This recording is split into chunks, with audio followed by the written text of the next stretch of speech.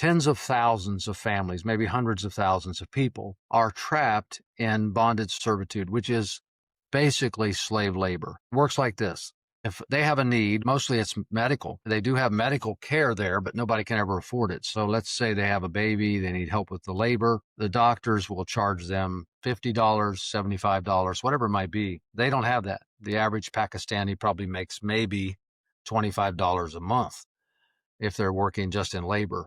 So they'll borrow the money. Well, they don't have debit cards, lending companies, credit cards. They're borrowing from people with money. In this case, in Pakistan, some of the wealthiest people own brickyards. When I say brick factory or brickyards, most Westerners are going to think about a factory, a building people walk into and work. But that's not the way bricks are made in Pakistan. They're made now the same way they were thousands of years ago, by hand, in large farms or mounds of dirt, clay.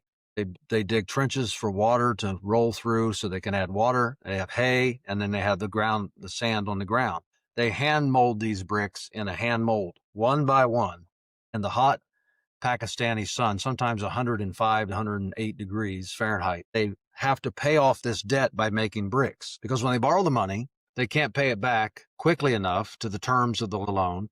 The interest rate is very high. Then penalties are added when they can't pay. So it's either prison, or the brick landowner will say, come to our brick property, make bricks, and you can pay it off. You even have a place to live. But they charge them for pots and pans, for a bed if they have one, the water on site, whatever. They keep adding to their tally. So we see multi-generational slaves, adult men and women who are working off their dead parents' debts, and they now have children. Everyone in the family makes bricks. If they're 3 or 4 years old, they're making bricks alongside their family.